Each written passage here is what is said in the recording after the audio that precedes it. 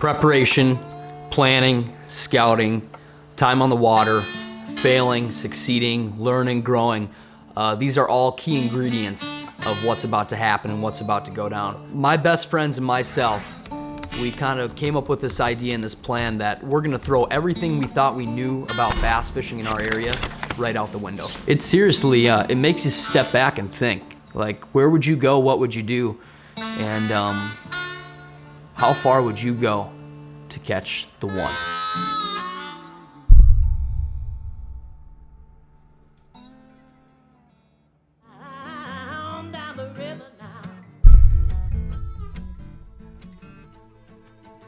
First of all, I'm back. Yeah, Bart's back. Dude, this time of year is exciting. We got a whole bunch of buddies, whole bunch of boats. We're gonna make a little convoy all the way down south. Dude, I am talking giant. Absolute giant. Oh my God, dude. Oh, there we go, there we go, there we go. Dude, this is over 7. That thing is huge. Oh my God, dude. Oh my God. Dude, that is a freaking, oh my goodness. Wow. I told him too, like, dude, that's 656. What does a 7 look like?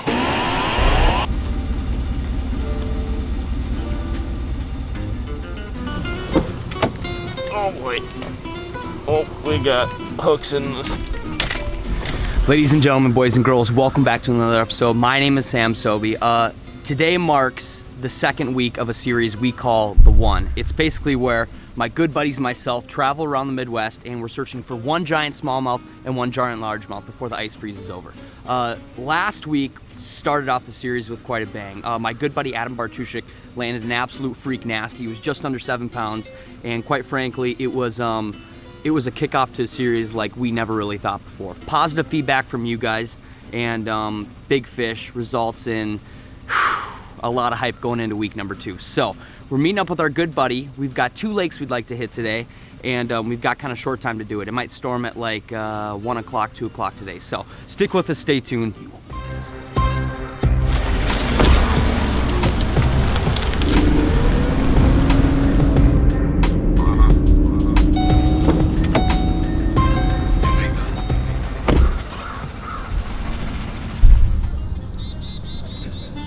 All right, hey guys, my name's Adam Griffith, out here with Sobi and Bart today on a local metro lake. We're gonna go for the one, try to catch a 7-pounder, and I think the weather today and everything's setting up perfectly. We're hucking some motion baits right now to see if we can't catch one around some bait early, and then as the sun comes up, we're gonna move a little shallower and work some pads, some timber, and just different structure. We're just gonna move around and see what we can do, and yeah, just gonna give it our all and see if we can catch that big one.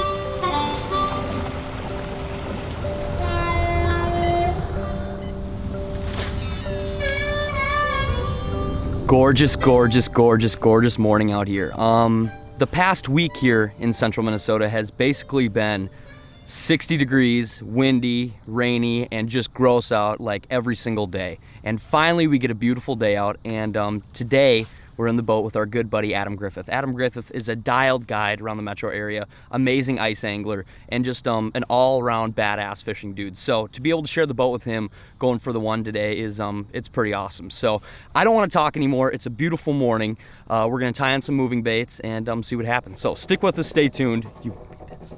Alrighty, like we talked about already this morning, it's beautiful. It's like 60 degrees, flat, calm. The sun is finally out, and we're just kind of fishing some sparse pads here. I think Adam and Adam is up front. Adam and Adam are up front. One's throwing a frog, one's throwing a chatterbait, and I'm just gonna start with a little white chatterbait in the back.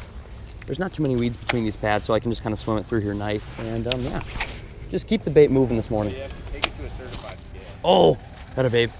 That thing's tough. Griff just hooked up on a jig. And the reason you're seeing all Griff fish catches is because Griff won't leave us any. I'm moving. I got one! Griff left me one. What a nice guy. On the white. On the white. Joke did too. It took me a while to figure out he was there or not, because he did the same thing you did, or they've done to you. Yeah. He like picked it up. I felt it go tunk, and then I was like, oh, dang it. Because there was nothing there, and I let it sit there, and I reeled up, and I was like, where's my jig? And all of a sudden I was like, oh, it's coming this way. I should probably set the hook now. Get the shit out of that bird. I looked over, I saw your rod bend down, I was like, oh yeah. On the board. You can catch fish. On the board, just a little squeak with the jig. They're definitely popping off now. Adam and Adam up front have been crushing this morning. And it definitely seems like as soon as that water temperature picked up, these fish got a lot more active. I think they're both throwing frog right now, and I'm just flipping the jig on these outside pads. Oh, you missed it. He should eat again. I don't think he... Oh, he has it. That's a big one, too. Get out of there. It's not that big, but bigger. We're slowly getting bigger, Griff. It's good 3.5 probably. Got the head of a 4, but we came over to this shoreline. There's definitely a lot more life over here. We've been getting more bites. I've caught a few on a frog now. Seems like they're starting to wake up a little bit. So we're hoping to get some more that are about 2.5 times this size.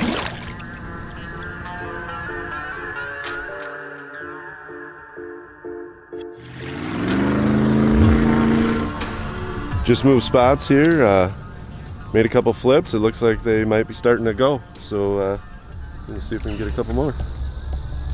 Are you catching a lot of fish? Getting a couple. Good. How about you? Oh, little guys. Little bluegill? Yeah. Oh, 4.5 pounder. No. Oh, that a babe. That a babe. That's a good one. Oh, good fish. I'm gonna throw him right after you. Just see if she's got a buddy. Griff just poked one, choked the jig. It's a pretty one.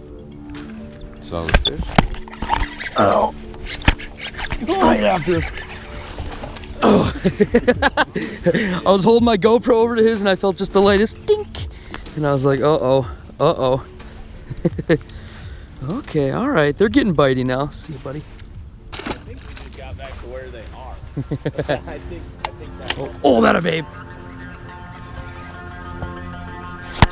There we go. Double up. Oh. There's a school of them here.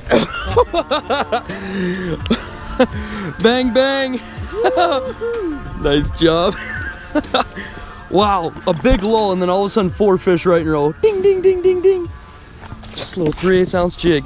See you, buddy. Sick. Yeah. Adam, you're set up perfect.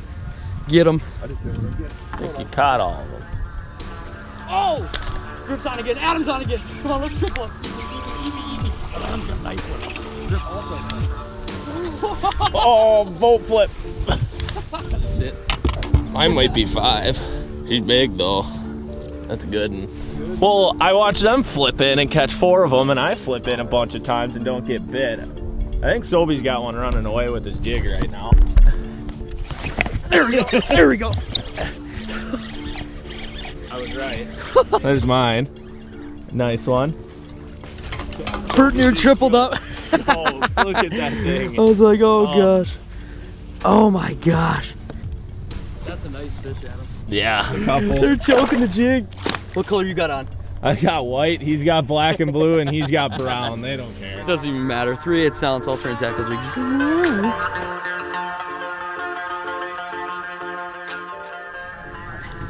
When you're fishing and the fishing gets good, if this happens right here, can you see this right here? The fishing's either so good you just pissed yourself, or you just got 4 or 5 bass just right to the gut in about 4 or 5 minutes. So this is getting nutty here. Basically, it's been a dead sea for like 3 hours. We came over here back to where Griff saw a bunch of bait, just a bunch of scattered pads here. He flips in there, boom, boom, boom, boom, boom, boom, boom, boom, boom, boom. We all just start firing bass. So this is crazy. This is what fall fishing is all about. Fish getting schooled up, finding the bait and finding the fish when they turn on. So this is really cool. This is really, really cool. Now we just need a 7 pounder. We're seeing a lot of year classes today too, which is good for the lake. If you just go out and you just catch big fish and you're really not catching your 1, 2, 3, 4, 5 pounders, the lake really isn't, you know, that healthy. I mean, it's, if you got 1 year class of fish, if you're catching all 4s, that's kind of the only year class that's in there, and you want them to be able, so if you have a winter kill or something like that, those lower year classes, because usually the bigger ones die first, they can pick up the slack and the lakes can come right back. This lake actually had a die-off and probably 10 years ago, and now I mean, this lake is chock full of them.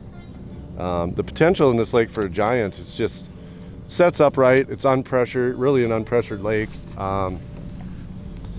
And it just has the genetics to create giants. I mean, you got so much bait, you got cover, you got everything that sets up perfect for them just to grow a mega fish.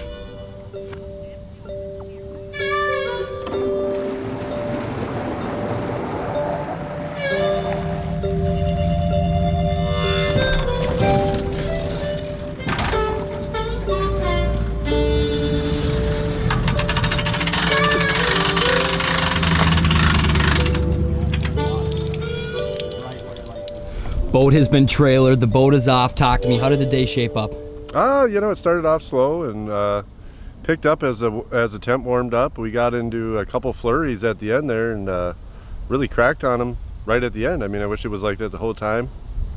It was good towards the end. We got into a lot of quality fish. No freaks, but there's a lot of good fish in here, and we had a lot of fun catching them flipping. Basically, an amazing fishing day out there. No freak nasty giants, but it was totally quality fish. And from starting out, being really, really slow, and then popping them when the bait kind of pushing in, just having a wicked flurry in the end, that totally was just icing on the cake. That made the day. So, like all fishermen out there, we're fishing, we're bullshitting, we're hanging out. We started talking, and we're like, oh, you know that lake? Oh, you like that lake? Oh, you know that lake? Okay, so we basically put our heads together and we're like, all right, we know a lake. There's still plenty of sunlight left. Let's pop out, let's take the boat, and let's go hit this lake up. So I think things are about to get pretty crazy. Try to get a 7 pounder. 7 pounder. Hell yeah, Hell let's yeah. go. Let's get it, let's get it. Part 2 tomorrow, stay tuned, strap in.